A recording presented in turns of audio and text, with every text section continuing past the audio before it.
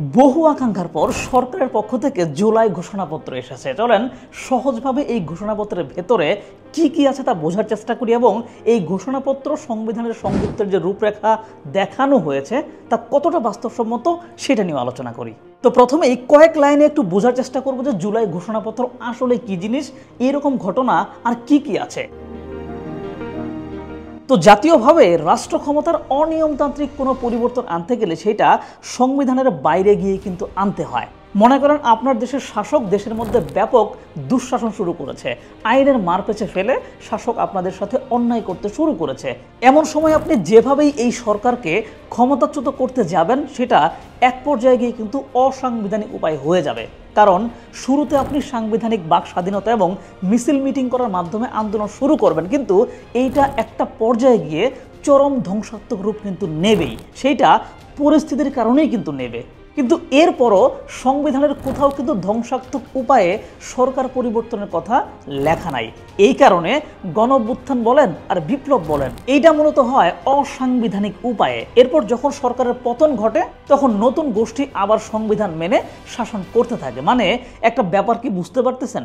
একটা সাংবিধানিক সরকার ছিল, এরপর আরেকটা নতুন সরকার আসলো, তারাও সংবিধান মেনেই দেশ চালাতে শুরু করলো, কিন্তু মাঝখানে যেই অভ্যুত্থানটা হয়ে গেল সেইটার কিন্তু সাংবিধানিক কোনো ভিত্তি নাই। কিন্তু সত্য কথা হচ্ছে সংবিধানের ভিত্তি তো আসলে জনগণ, আর জনগণই কিন্তু ঘটাইছে সেই অভ্যুত্থান।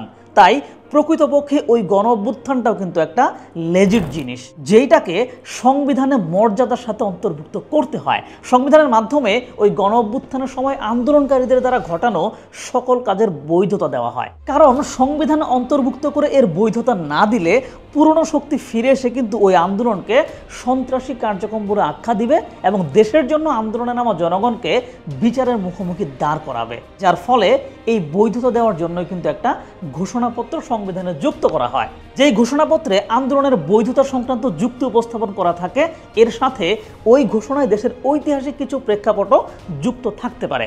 আমাদের মুক্তিযুদ্ধের সময় কিন্তু আমরা পাকিস্তানের অংশ ছিলাম, তো পাকিস্তানের সংবিধান মতে কিন্তু ওই সময় আমাদের মুক্তিযুদ্ধটা একটা অপরাধ ছিল, বেআইনি ছিল। সেইটার আইনি ভিত্তি হিসেবে আমাদের স্বাধীনতার ঘোষণাটাকে ধরা হয়। আমাদের সংবিধানে আমাদের 1971 সালের যে স্বাধীনতার ঘোষণাপত্র, এইটা যুক্ত করে স্বাধীনতা যুদ্ধের যৌক্তিকতা তুলে ধরেই রাষ্ট্র কাঠামোর ভিত্তি রচনা করা হয়েছে। আর গতকাল 2024-এর জুলাই অভ্যুত্থানের বৈধ যৌক্তিকতা এবং জুলাই আন্দোলনে যুক্ত হয়ে আন্দোলনকারীরা যা যা করেছে তাকে বৈধ বলে একটা ঘোষণা দেওয়া হলো। বলা হলো এই ঘোষণাপত্র পরবর্তী নির্বাচিত সরকার সংবিধানে যুক্ত করে দেবে।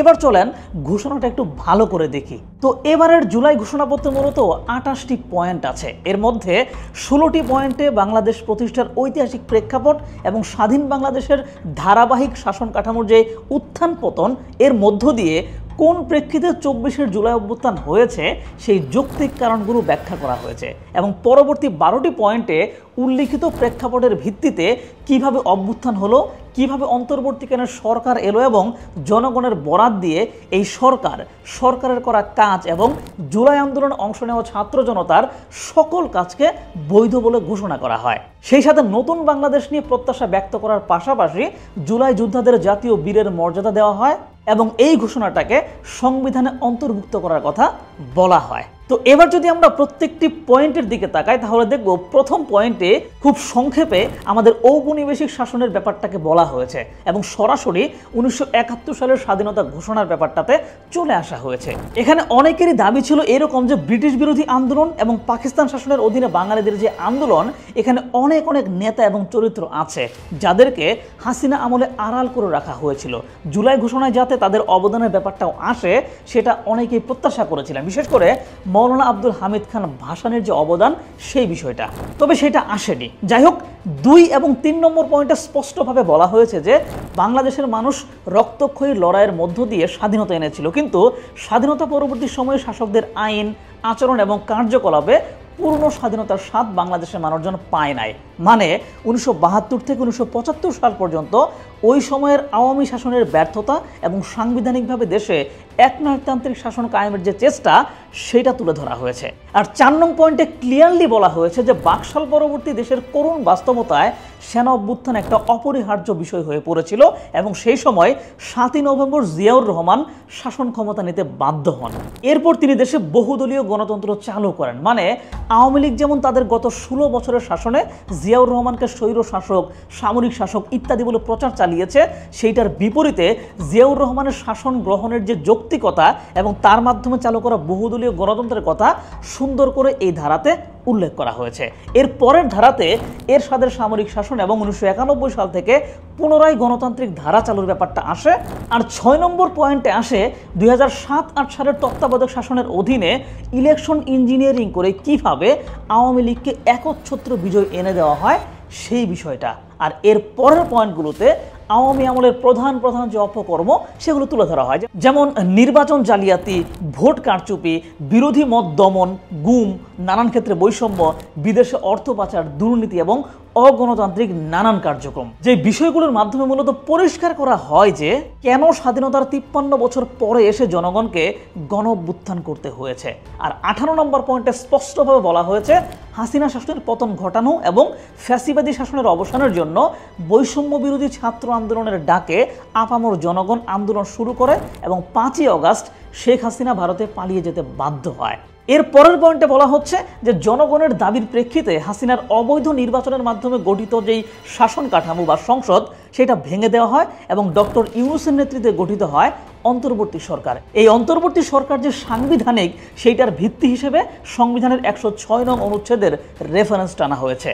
মানে এতক্ষণ গণ অভ্যুত্থানের প্রেক্ষাপট এবং গণ অভ্যুত্থানের বিষয়টা ব্যাখ্যা করে অন্তর্বর্তী সরকার গঠন পর্যন্ত বলা হয়। আর 21 নম্বর থেকে মূলত জনগণের বরাত দিয়ে কিছু প্রত্যাশা এবং ঘোষণার কথা বলা হয়। যেমন 22 নং পয়েন্টে বলা হয় বিভিন্ন সংস্কারের কথা। সংবিধান এবং সাংবিধানিক নানান প্রতিষ্ঠানের যেসব সংস্কার দেশের গণতন্ত্র নিশ্চিত করবে, মানুষের স্বাধীনতা নিশ্চিত করবে, সেসব সংস্কারের অঙ্গীকার ব্যক্ত করা হয়। 23 নং পয়েন্টে ফ্যাসিস্ট আওয়ামী লীগের নানান অপরাধের বিচারের বিষয়ে বলা হয়। 24 নং পয়েন্টে বাংলাদেশের জনগণ জুলাই অভ্যুত্থানের সকল শহীদদের জাতীয় বীর হিসেবে ঘোষণা করে, শহীদদের পরিবার, আহত যোদ্ধা এবং আন্দোলনকারী ছাত্র জনতাকে প্রয়োজনীয় সকল আইনি সুরক্ষা দেওয়ার অভিপ্রায় ব্যক্ত করে। মানে যারা আন্দোলনে অংশ নিয়েছিল তাদের কার্যক্রমকে বৈধতা দেওয়ার কথা এখানে কিন্তু স্পষ্ট করা হয়। আর 25 নং থেকে পরবর্তী পয়েন্টগুলোতে হচ্ছে অবাধ সুষ্ঠু নির্বাচনের মাধ্যমে গঠিত সরকারের দ্বারা প্রতিশ্রুতি দেওয়া নানান সংস্কার বাস্তবায়ন করতে বলা হয়েছে। জুলাই ঘোষণাপত্রকে সংবিধানের উপযুক্ত তফসিলের অন্তর্ভুক্ত করতে বলা হয়েছে। আর এখানেই একটু ঝামেলার আভাস দেখা যাচ্ছে। কি সেগুলো দেখেন, মানে এই যে যত কিছুর ঘোষণা সবকিছুই মূলত একটা ঘোষণাপত্র হিসেবে কিন্তু থেকে যাচ্ছে, এটি এখনই সংবিধানে যুক্ত হচ্ছে না, এমনকি অন্তর্বর্তীকালীন সরকারের অধ্যাদেশকৃত আইন আকারেও থাকছে না। এইটার পূর্ণ বাস্তবায়ন নির্ভর করতেছে পরবর্তী নির্বাচিত সরকারের উপর।